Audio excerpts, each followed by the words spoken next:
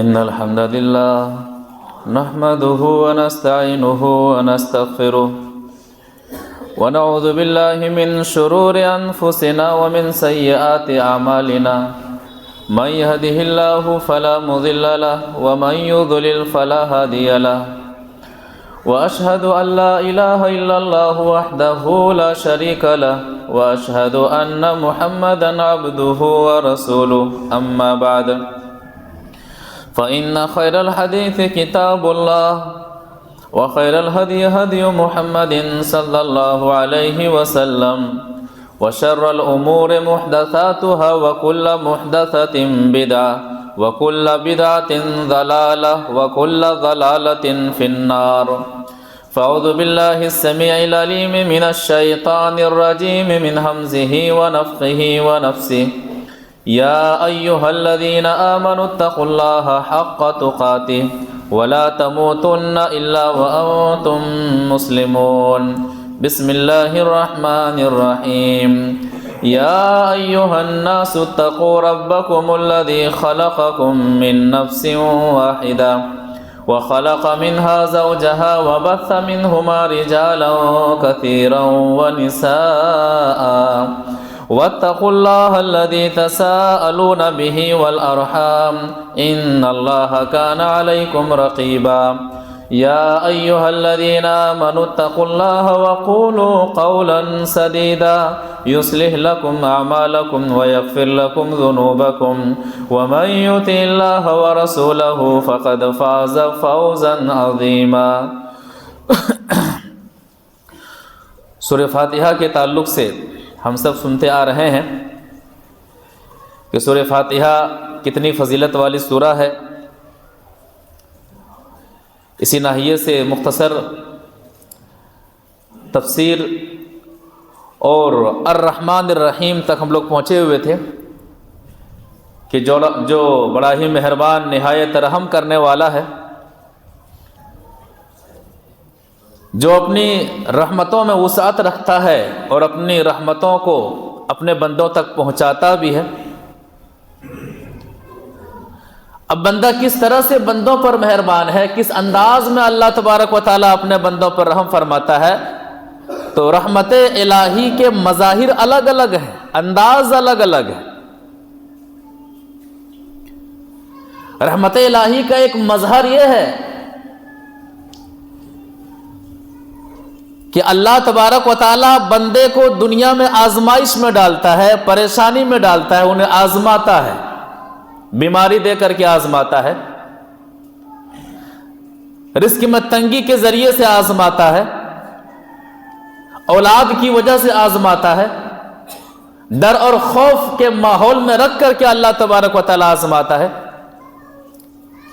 اصل میں یہ آزمائش کیا ہے؟ اللہ تبارک و تعالیٰ کی طرف سے رحمت کا ایک مظہر ہے۔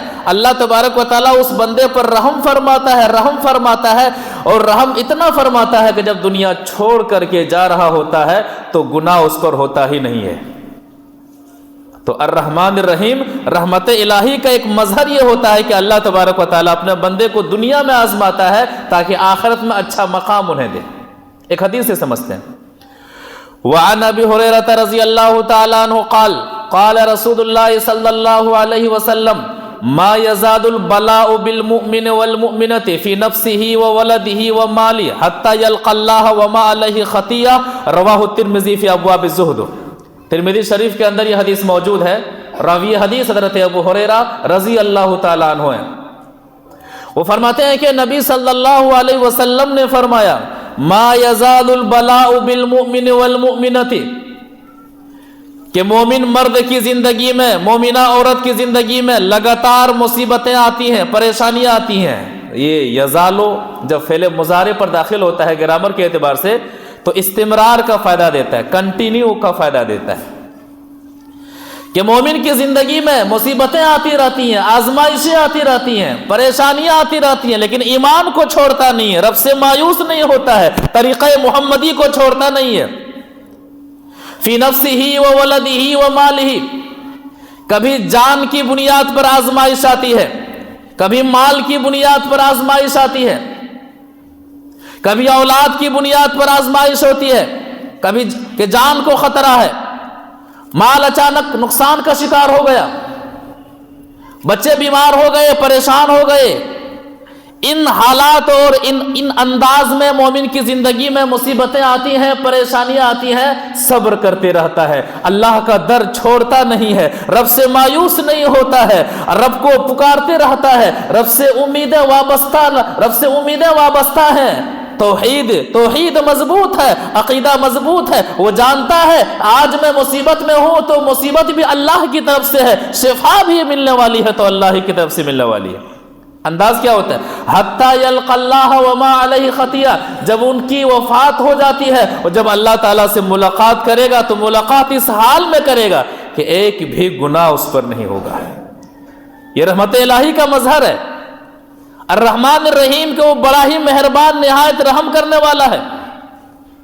وہ رب رحمتوں سے بھرا ہوا ہے اور بندوں تک رحمتوں کو پہنچانے والا ہے۔ اور ایک مظہر یہ ہے کہ اللہ تبارک و تعالیٰ دنیا میں رحمت فرحم و کرم کا معاملہ فرماتا ہے، انداز یہ ہوتا ہے کہ آزمائش میں ڈالتا ہے، جب آزمائش میں کھرا اترتا ہے، دنیا چھوڑ کر کے جاتا ہے تو اس حال میں اللہ تعالیٰ سے ملتا ہے کہ اس پر گناہ نہیں ہوتا ہے۔ اسی طرح سے رحمت الہی کا ایک اور مظہر الرحمن الرحیم ہے، صرف زمین کے اوپر والوں کے لیے نہیں، زمین کے اندر بھی اللہ تبارک و تعالیٰ اپنی رحمت کو پہنچانے والا ہے۔ یونس علیہ السلام کا واقعہ، مچھلی نے نگل لیا ہے، قوم سے یونس علیہ السلام حکم الہی کے آنے سے پہلے نکل پڑے ہیں، کشتی پر سوار ہوتے ہیں، کشتی ڈماڈول ہونے لگتی ہے، ہچکولے کھانے لگتی ہے۔ اس دور کے رواج کے حساب سے جو ناخدا ہوتے ہیں، جو کشتی چلانے والے ہوتے ہیں، قرعہ ڈالتے ہیں اور قرعے میں یونس علیہ السلام کا نام نکلتا ہے، اٹھا کر کے سمندر میں ڈال دیا جاتا ہے۔ یہ کون ہے کسی کو نہیں پتا، پہلے سے اللہ رب العالمین کی طرف سے مچھلی وہاں پر موجود ہوتی ہے، مچھلی نگل جاتی ہے، کسی کو نہیں پتا یونس علیہ السلام کہاں ہے۔ الرحمن الرحیم، اللہ تبارک و تعالیٰ کتنا رحم کرنے والا ہے، یہ آیت واضح کرتی ہے کہ مجھ پر بھروسہ کرنے والوں، رحمت کی بھیک مجھ سے مانگنے والوں، تم تو زمین کے اوپر مجھے پکارتے پکارتے تھک جاتے ہو اور غیر اللہ کے حوالے ہو جاتے ہو، میں وہ رب ہوں کہ زمین کے اوپر کیا زمین کے اندر سے بھی کوئی مجھے پکارے تو میں اپنی رحمت وہاں تک پہنچاتا ہوں۔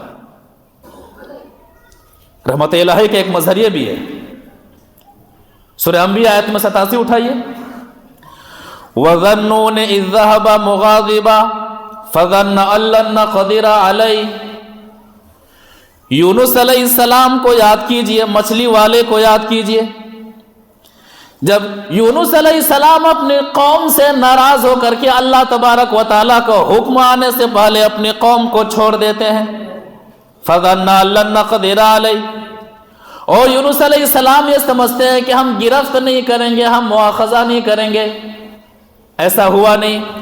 یونس علیہ السلام اللہ تبارک و تعالیٰ کے حکم کے مطابق مچھلی کے پیٹ کے اندر ہوتے ہیں، فنادا فی الظلمات، اور تاریکیوں سے یونس علیہ السلام پکارتے ہیں۔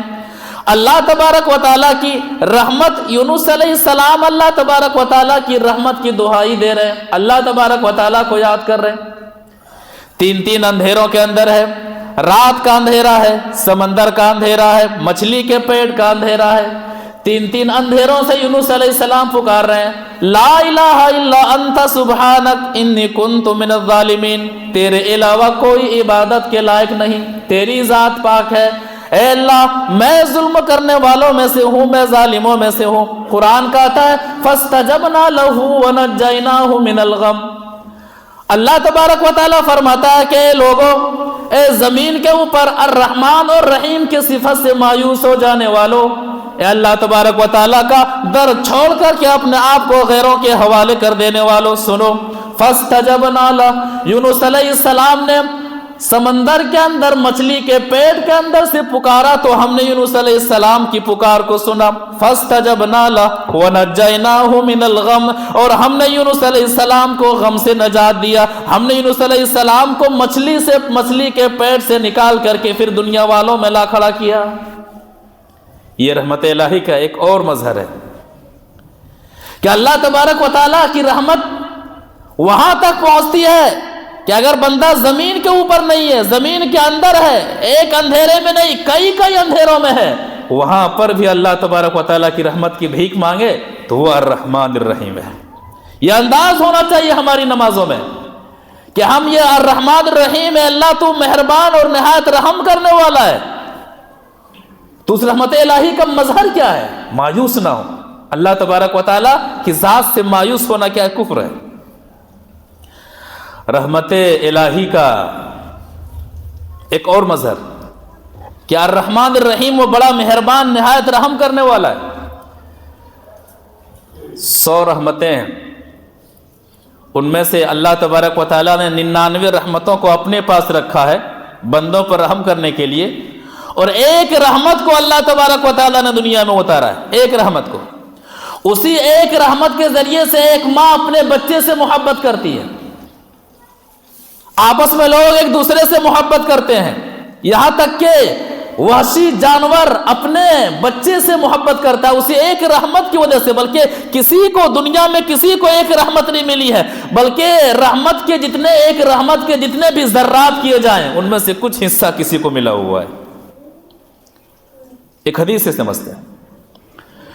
وعن ابی ہریرہ رضی اللہ تعالی عنہ عن النبی صلی اللہ علیہ وسلم قال ان للہ مئات رحمہ انزل منها رحمة واحدة بين الجن والانس والبہائم والحوام فبها يتعاطفون وبها يتراحمون وبها تعطف الوحش على ولدها واخر الله 99 رحمة يرحم بها عباده يوم القيامة. رواہ مسلم فی کتاب التوبہ. مسلم شریف کے اندر کتاب التوبہ میں حدیث موجود ہے. راوی حدیث حضرت ابو ہریرہ رضی اللہ تعالیٰ عنہ ہیں. وہ فرماتے ہیں کہ نبی صلی اللہ علیہ وسلم نے فرمایا ان للہ مئات رحمہ, کہ لوگوں اللہ تبارک و تعالیٰ نے 100 رحمتوں کو بنایا, 100 رحمتوں کو پیدا کیا. انزل منها رحمتا واحدہ, ایک رحمت کو اللہ تبارک و تعالیٰ نے اتارا. بین الجن والانس والبہائم والحوام, ایک رحمت کو اللہ تبارک و تعالیٰ نے جنوں کے درمیان, انسانوں کے درمیان, چوپایوں کے درمیان اور کیڑے مکوڑوں کے درمیان اتارا, اور 99 رحمتوں کو اپنے پاس رکھا. فَبِهَا يَتَعَاطَفُونَ, اسے ایک رحمت کی وجہ سے لوگ آپس میں ایک دوسرے سے محبت کرتے ہیں. وَبِهَا يَتَرَاحَمُونَ, اسے ایک رحمت کی وجہ سے لوگ آپس میں ایک دوسرے پر رحم و کرم کا معاملہ فرماتے ہیں. وَبِهَا تَعْطِفُ الْوَحْشُ عَلَى وَلَدِهَا, اسی ایک رحمت کی وجہ سے اسی ایک رحمت کی وجہ سے وحشی جانور بھی اپنی اولاد سے محبت کرتا ہے. وَآخَرَهَا 99 رحمہ, 99 رحمتوں کو اللہ تعالیٰ نے اپنے پاس رکھا ہے. کیوں؟ یرحم بہا عبادہ یوم القیامہ, ان 99 رحمتوں کے ذریعے سے قیامت کے دن اللہ تبارک و تعالیٰ اپنے بندوں پر رحم فرمائے گا. تو رحمت الہی کا ایک مظہر یہ ہے کہ اللہ تبارک و تعالیٰ 99 رحمتوں کے ذریعے سے اپنے بندوں پر قیامت کے دن رحم فرمائے گا. کتنے ایسے لوگ ہوں گے جن کا عقیدہ درست ہوگا لیکن اعمال غلط ہونے کی وجہ سے کہے گا تو نے یہ گناہ کیا ہے, تو نے یہ گناہ کیا, تو نے یہ گناہ کیا ہے, جا دنیا میں چھپا دیا تھا یہاں بھی چھپا رہا ہوں. یہ اللہ تعالیٰ کی رحمت کا مظہر ہی ہے.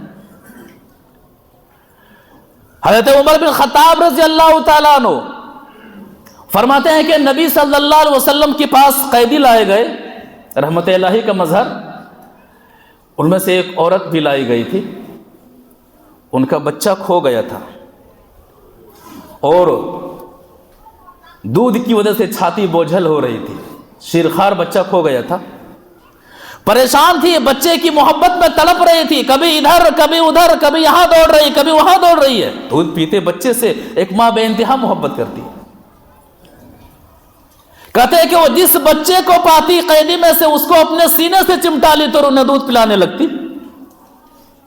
اس منظر کو دیکھ کر کے محمد صلی اللہ علیہ وسلم نے فرمایا تھا کہ لوگوں، کیا تمہیں لگتا ہے کہ یہ عورت اپنے دودھ پیتے بچے کو آگ میں ڈال دے؟ کہا نہیں۔ ایک حدیث سے سمجھتے ہیں۔ وعن عمر بن الخطاب رضی اللہ تعالی عنہ انہ قال قدم علی رسول اللہ صلی اللہ علیہ وسلم بسبین فإذا امرأة من السبي تبتغي إذا وجدت سبيا في السبي أخذته فألصقته ببطنها وأرضعته فقال لنا رسول الله صلى الله عليه وسلم أترون هذه المرأة طارحة ولدها في النار؟ قلنا لا والله وهي تقدر على ألا تطرحه فقال رسول الله صلى الله عليه وسلم لله أرحم بعباده من هذه بولدها رواه مسلم في كتاب التوبة۔ مسلم شریف کے اندر کتاب التوبہ میں یہ حدیث موجود ہے۔ راوی حدیث حضرت عمر بن خطاب رضی اللہ تعالیٰ عنہ ہیں۔ وہ فرماتے ہیں کہ قدم علی رسول اللہ صلی اللہ علیہ وسلم بالسبین، کہ نبی صلی اللہ علیہ وسلم کے پاس قیدی لائے جاتے ہیں، قیدی لائے گئے۔ فَإِذَا امْرَأَةٌ مِّنَ السَّبْيِ تَبْتَغِي، تو یہ دیکھا جاتا ہے کہ قیدیوں میں سے ایک عورت تبتغی تسعى، دوڑ رہی ہے، بے چین ہے، پریشان ہے، بچہ ان کا کھو گیا، ابھی دودھ پیتا بچہ کھویا ہوا ہے، بچے کو تلاش رہی ہیں اور بچے کو تلاشنے کے لیے بے چین ہے، بچے کو تلاشنے میں بے چین ہے، بے قرار ہے، کبھی یہاں جا رہی ہے کبھی وہاں جا رہی ہے، پریشان ہے۔ کہتے ہیں کہ فَإِذَا وَجَدَ صَبِيًّا فِي السَّبِيِّ، اچانک ایک بچہ، قیدیوں میں ایک بچہ مل جاتا ہے، دودھ پیتا بچہ مل جاتا ہے، وہ بھی دوسرے کا بچہ ہوتا ہے۔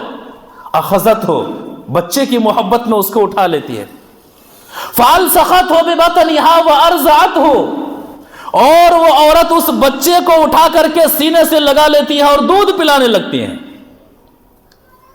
یہ منظر دیکھ کر کے نبی صلی اللہ علیہ وسلم نے فرمایا اترون هذه المرأة طارحة ولدها في النار، دیکھ رہے ہو یہ عورت بچے کے مارے کس قدر پریشان ہے، کس قدر اپنے بچے کی وجہ سے بے چین ہے، اور دوسرے کے بچے کو سینے سے چمٹائے ہوئی ہیں، دودھ پلا رہی ہیں۔ کیا لگتا ہے کہ یہ عورت اپنے بچے کو آگ میں ڈال دے گی؟ ماں ایسے ہی ہوتی ہے، ماں ایسے ہی ہوتی ہیں، اپنے بچوں کے لیے قربانیاں دینے میں جس حد تک بھی جانا پڑے ماں دینے کے لیے تیار ہو جاتی ہے۔ شہرا کرام نے بھی تب آزمائی کی ہے، کسی کو گھر ملا حصے میں، یا کوئی دکان آئی، میں گھر میں سب سے چھوٹا تھا، میرے حصے میں ماں آئی، میری خواہش ہے کہ میں پھر سے فرشتہ بن جاؤں، ماں سے اس طرح لپٹوں کہ بچہ بن جاؤں۔ ماں کا یہی مزاج ہوتا ہے، ماں کا یہی معیار ہوتا ہے۔ مسجد نبوی کے مدرس مشہور عالم دین شیخ عبد الرزاق البدر حفظہ اللہ اپنے ایک محاضرہ میں فرماتے ہیں کہ الوالدہ ہی زینت البیوت، ماں گھر کی زینت ہوا کرتی ہے، گھر کا چراغ ہوا کرتی ہے۔ ولا يعرف هذه الحقيقة الا من فقد والدته، اور اس حقیقت کو وہی شخص جان سکتا ہے جنہوں نے اپنی ماں کو جیتے جی کھو دیا ہے، جن کے گھر میں ماں نہیں ہے، جنہیں ملنے کے لیے قبرستان جانا پڑتا ہے۔ اگر پتا چلے کہ میری اولاد کو خون کی ضرورت ہے، ماں اپنا خون دینے کے لیے تیار ہو جاتی ہے۔ اگر پتا چلے کہ میرے بچے کو کڈنی کی ضرورت ہے، ماں اپنی کڈنی اپنے بچے کو دینے کے لیے تیار ہو جاتی ہے۔ اپنی اولاد کی صحت کے لیے ماں اپنی صحت برباد کرنے کے لیے تیار ہو جاتی ہے۔ باپ کا بھی ہی معاملہ ہوتا ہے، پتا چل جائے کہ میرا بچہ پریشان ہے، کروٹ بدلتے بدلتے رات گزر جاتی ہے، ایک باپ کی خواہش ہوتی ہے، ایک باپ کی فکر یہ ہوتی ہے، ایک باپ اپنی اولاد کی خاطر پوری دنیا سے ٹکرا جانا گوارا کر لیتا ہے۔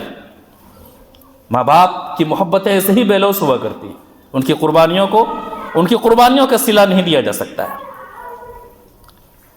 تو اس انداز کو دیکھ کر کے، اس واقعے کو دیکھ کر کے نبی صلی اللہ علیہ وسلم نے فرمایا تھا اترون هذه المرأة طارحة ولدها في النار، کیا سمجھتے ہو کہ یہ عورت اپنے بچے کو آگ میں ڈال دے گی؟ قلنا لا واللہ، قسم کھا کے صحابہ کرام نے فرمایا کہ اے نبی صلی اللہ علیہ وسلم، اللہ کی قسم، یہ عورت کبھی بھی اپنے بچے کو آگ میں نہیں ڈالے گی۔ وَهِيَ تَقْدِرُ عَلَىٰ أَلَّا تَطْرَحَهُ، یہ عورت کبھی بھی اپنے بچے کو آگ میں ڈال ہی نہیں سکتی ہے۔ جب یہ واقعہ سمجھ میں آ گیا تب نبی صلی اللہ علیہ وسلم نے فرمایا کہ سنو، لَلَّهُ أَرْحَمُ بِعِبَادِهِ مِنْ هَٰذِهِ بِوَلَدِهَا، کہ جس قدر مہربان یہ عورت اپنے بچے پر ہے، اس سے کہیں زیادہ رحم کرنے والا رب العالمین اپنے بندوں پر ہے۔ وہ تو 99 رحمتوں کا مالک ہے۔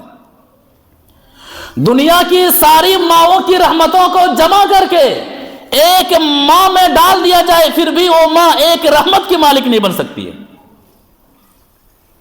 اس کے بعد ماں کی رحمت کا یہ حال ہے، وہ تو رب العالمین 99 رحمتوں کا مالک ہے۔ للہ ارحم بعبادہ من ہذہ بولدہا، لہذا اس ماں سے کئی گنا زیادہ اللہ تبارک و تعالیٰ اپنے بندوں پر رحم کرنے والا ہے۔ وہ کیسے اپنے بندوں کو آگ میں ڈال دے گا؟ تو الرحمن الرحیم۔ اس کے بعد آتا ہے مالک یوم الدین، قیامت کے دن کا مالک ہے۔ بڑا ہی گہرا ربط ہے۔ کتنے ایسے لوگ ہوں گے جو ابھی رحمتوں کی حدیثوں کو سننے کے بعد اگرچہ کہ اعمال اچھے نہیں ہیں، امیدیں بڑھ گئی ہوں گی کہ میں بھی جنت میں جاؤں گا انشاءاللہ، لیکن یہیں پر اللہ تعالیٰ نے بریک لگا دیا کہ نہیں، وہ مالک یوم الدین ہے، وہ جزا کے دن کا مالک ہے، پائی پائی کا حساب لینے والا ہے۔ کہیں ایسا نہ ہو کہ اللہ تبارک و تعالیٰ کی رحمت کی امید میں اس قدر دنیا میں گناہ کرتے جاؤ، اس قدر فساد مچاتے جاؤ کہ قیامت کے دن کے بدلے کے دن کو ہی تم بھلا دو۔ نہیں ہے، فوراً اسی لیے اللہ تعالیٰ نے الرحمن الرحیم کے بعد مالک یوم الدین کہا کہ حد میں رہو۔ اللہ کی رحمت کا مطلب یہ نہیں ہے کہ فساد مچاؤ، اللہ کی رحمت کا مطلب یہ نہیں ہے کہ کسی پر ظلم کرو، اللہ کی رحمت کا مطلب یہ نہیں ہے کہ دنیا میں جیسے چاہو ویسے رہو۔ نہیں، اگر گڑبڑ کیا، ستایا، پریشان کیا، لوٹا اور میرے مطابق زندگی نہیں گزارا تو یاد رکھنا وہ جزا کے دن کا بھی مالک ہے، وہ مالک یوم الدین ہے۔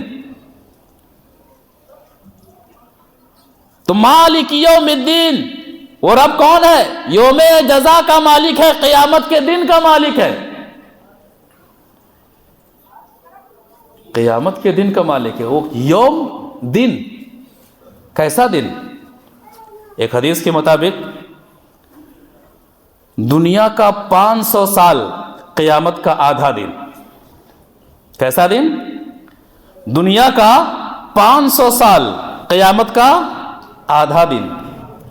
اور ایک حدیث کے مطابق قیامت کا ایک دن 50,000 سال کے برابر ہوگا۔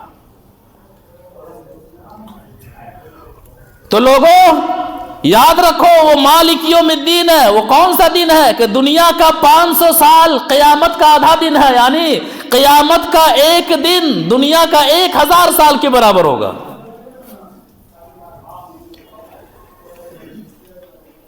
اسی لیے ایک حدیث میں نبی صلی اللہ علیہ وسلم نے رحمت کی دعا کرتے ہوئے کہا تھا، بڑی پیاری حدیث ہے، کہ اللہ تعالیٰ اس بندے پر رحم فرمائے جو قیامت کے دن سے پہلے دنیا ہی میں اپنا معاملہ سلٹا لے۔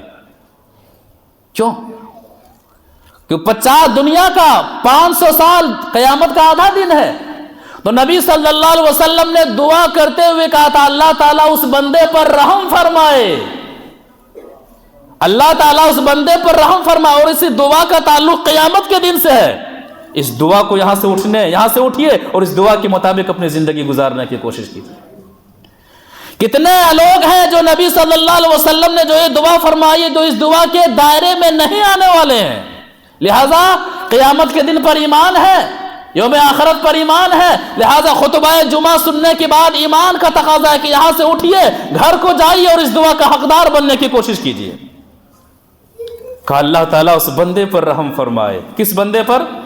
حدیث اس طرح سے ہے، وعن ابی ہریرہ رضی اللہ تعالیٰ عنہ قال قال رسول اللہ صلی اللہ علیہ وسلم رحم اللہ عبدا كانت لأخی عنده مظلمة في ارض او مال فجاءه فاستحله قبل ان يؤخذ وليس ثم دينار ولا درهم فإن كانت له حسنات أخذ من حسناته وإن لم تكن له حسنات حملوا عليه من سيئاتهم۔ رواه الترمذی فی احوال القیامہ۔ ترمذی شریف کے اندر یہ حدیث موجود ہے. راوی حدیث حضرت ابو ہریرہ رضی اللہ تعالیٰ عنہ. مالک یوم الدین، وہ قیامت کے دن کا مالک ہے. کیا معاملہ ہوگا؟ نبی صلی اللہ علیہ وسلم فرماتے ہیں رحم اللہ عبدن، اللہ تعالیٰ اس بندے پر رحم فرمائے. کس بندے پر؟ کانت لاخی عندہ مظلمہ، جو اپنے بھائی کا ظالم ہو. کیا دعا کر رہے ہیں؟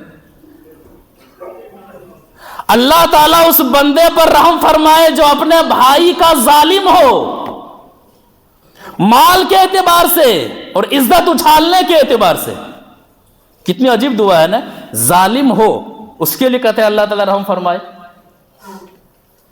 اللہ تعالیٰ رحم اللہ عبدن کانت لاخی عندہ مظلمہ، اللہ تعالیٰ اس بندے پر رحم فرمائے جو اپنے بھائی کا ظالم ہو، جنہوں نے مال کے اعتبار سے ظلم کیا ہے، جنہوں نے عزت کے اعتبار سے ظلم کیا ہے. لڑائی دیکھیے، دو سگے بھائی ہیں، مال کی وجہ سے دشمنی ہے، بات چیت نہیں ہے، سلام کلام نہیں ہے.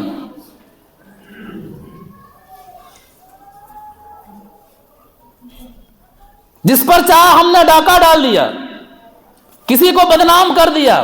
یہ غیبت ہے، یہ چغلی ہے، یہ الزام ہے، یہ بہتان ہے. کیا فرما رہے ہیں؟ اللہ تعالیٰ اس بندے پر رحم فرمائے جو اپنے بھائی کا ظالم ہے، مال کے اعتبار سے ظالم ہے، عزت اچھالنے کے اعتبار سے ظالم ہے. فجاءہ قبل ان یؤخذ، فجاءہ فاستحلہ قبل ان یؤخذ، آتا ہے اور موت سے پہلے پہلے، موت کبھی بھی آ سکتی ہے، احساس ہو جاتا ہے، اپنے بھائی کے پاس آتا ہے، کہتا ہے بھائی معاف فرما دے، بھائی معاف فرما دے. اللہ تعالیٰ اس بندے پر رحم فرمائے جو یہ احساس ہونے کے بعد کہ میں نے ظلم کیا ہے اپنے بھائی کے پاس جاتا ہے، بھائی معاف فرما لے، یہ میرا، یہ آپ کا مال ہے، یہ میرا مال ہے، یہ آپ کا مال ہے. اپنے بھائی کے پاس آتا ہے، اپنے ظلم کرنے والے کے پاس جاتا ہے، بھائی میں نے آپ کو ستایا ہے، معافی چاہتا ہوں، میں نے آپ کی غیبت کی ہے، معافی چاہتا ہوں، میں نے آپ پر الزام لگایا، معافی چاہتا ہوں، میں نے آپ پر بہتان لگایا، معافی چاہتا ہوں، میں نے آپ پر جھوٹ بولا ہے، معافی چاہتا ہوں. اللہ تعالیٰ اس بندے پر رحم فرمائے. یہ نبی صلی اللہ علیہ وسلم کی دعا ہے. وہ مالک یوم الدین، قیامت کے دن کا مالک ہے، اور رحم فرمائے اس بندے پر جو قیامت کے دن سے ڈرتا ہے اور مرنے سے پہلے اپنے بھائی کے پاس آتا ہے کہ مال لے لے، دنیا ہی میں صفایا ہو جائے، مجھے معاف فرما، دنیا ہی میں صفایا ہو جائے. کیوں؟ وَلَيْسَ ثَمَّ دِينَارٌ وَلَا دِرْہَمٌ، اے دنیا کے اندر مال کی وجہ سے اچھل کود کرنے والوں سنو، قیامت کے دن نہ دینار ہوں گے نہ درہم ہوں گے، کچھ نہیں ہوگا، کچھ نہیں ہوگا. قیامت کے دن اپنا دھونک جمانے کے لیے، اپنا دبدبہ بنانے کے لیے نہ دینار ہوں گے نہ درہم ہوں گے، نہ وہاں پر عہدہ کام آئے گا، نہ وہاں پر منصب کام آئے گا، نہ وہاں پر بچے کام آئیں گے. معاملہ کیا ہوگا؟ فَإِن كَانَتْ لَهُ حَسَنَاتٌ أُخِذَ مِنْ حَسَنَاتِهِ، اگر ظالم کے پاس قیامت کے دن نیکیاں ہوں گی، کہا جائے گا ظلم کیا ہے نا، آپ کی نیکیاں لی جا رہی ہیں، آپ کی نیکیاں لی جا رہی ہے، ظالم کے نیکیاں اٹھا کر کے مظلوم کے حوالے کر دی جائیں گے. یہ جو تم نے اپنے بھائی کا مال دبایا تھا اس کی نیکیاں اٹھائی جا رہی ہے، یہ جو تم نے فلاں کو ستایا جا رہا تھا انہیں دینے کے لیے آپ کی نیکیاں اٹھائی جا رہی ہیں، یہ جو تم نے فلاں پر بہتان لگایا تھا انہیں دینے کے لیے آپ کی نیکیاں اٹھائی جا رہی ہیں. مالک یوم الدین، یہ انداز ہے. اور اگر یہ اعمال ہے تو جب نماز میں کھڑے ہو تو کانپ جانا چاہیے، ہمیں کبھی آنی چاہیے ہمارے اندر کہ قیامت کے دن کا مالک ہے. اور انداز دیکھیے کہ فَإِن كَانَتْ لَهُ حَسَنَاتٌ أُخِذَ مِنْ حَسَنَاتِهِ، نماز آپ نے پڑھی ہے، روزہ آپ نے رکھا ہے، حج آپ نے کیا ہے، صدقہ آپ نے کیا ہے، ساری نیکیاں اٹھا کر کے ظالم بھائی کے حوالے کر دی جائیں گی، مظلوم بھائی کے حوالے کر دی جائیں گی. وَإِن لَمْ تَكُن لَهُ حَسَنَاتٌ، اور اگر ظالم کے پاس نیکیاں نہیں ہوں گی، حُمِّلُوا عَلَيْهِ مِن سَيِّئَاتِهِمْ، تو مظلوم کی برائیوں کو اٹھا کر کے ظالم کے حوالے کر دی جائے گی. آپ گنہگار ہیں، مظلوم ہیں، چلیے آپ کو فلاں نے ستایا ہے، فلاں نے آپ کا مال دبایا تھا، فلاں نے آپ کو گالیاں دی تھی، فلاں نے آپ کی زمین کو ناجائز طریقے سے ہڑپا تھا، فلاں نے آپ کو برا بھلا کہا تھا، فلاں نے آپ کی عزت کے ساتھ کھلواڑ کیا تھا، لو آپ کے گناہ کو اٹھا کر کے فلاں کے حوالے کر دیا جا رہا ہے۔ مالک یوم الدین، قیامت کے دن کا مالک ہے وہ۔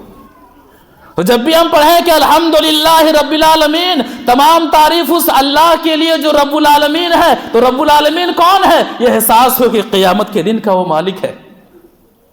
لہذا الرحمن الرحیم جاننے کے بعد کہ وہ نہایت رحم کرنے والا ہے، اس کا یہ مطلب ہرگز نہیں ہے کہ ظالم پر اللہ تبارک و تعالی رحم فرمائے گا، خاص کر کے اگر ظلم کا تعلق بندوں سے ہو تو،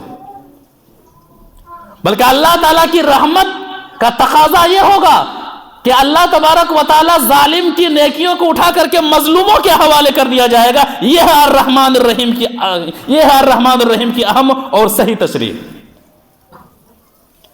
تو مالک یوم الدین وہ قیامت کے دن کا مالک ہے۔ بقی آئندہ انشاءاللہ دعا کرتے ہیں کہ اللہ تبارک و تعالی ہمیں شریعت کے مطابق اپنے ایمان کی اصلاح کرنے کی توفیق عطا فرما، اپنے اعمال کی اصلاح کرنے کو توفیق عطا فرما، اپنے کردار کی اصلاح کرنے کو توفیق عطا فرما، محاسبہ نفس زیادہ سے زیادہ کرنے کو توفیق عطا فرما۔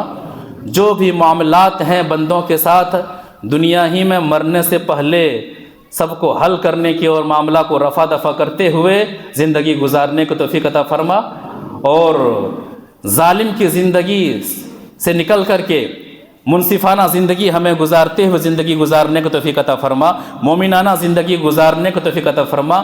مالک یوم الدین وہ قیامت کے دن کا مالک ہے، یہ احساس ہمیشہ ہمیں اپنے زندگی میں رکھتے ہوئے زندگی گزارنے کی توفیق عطا فرما۔ پروردگار ہم میں سے جو بیمار ہیں شفا عطا فرما، جو مقروض ہیں قرضہ ادا کر دے، جہاں کہیں اہل توحید پریشان حال ہیں تو ان کی غیبی مدد فرما۔ ہمیں ہر معاملے میں ہر مہینے میں قرآن و حدیث کے مطابق عمل کرنے کو توفیق عطا فرما۔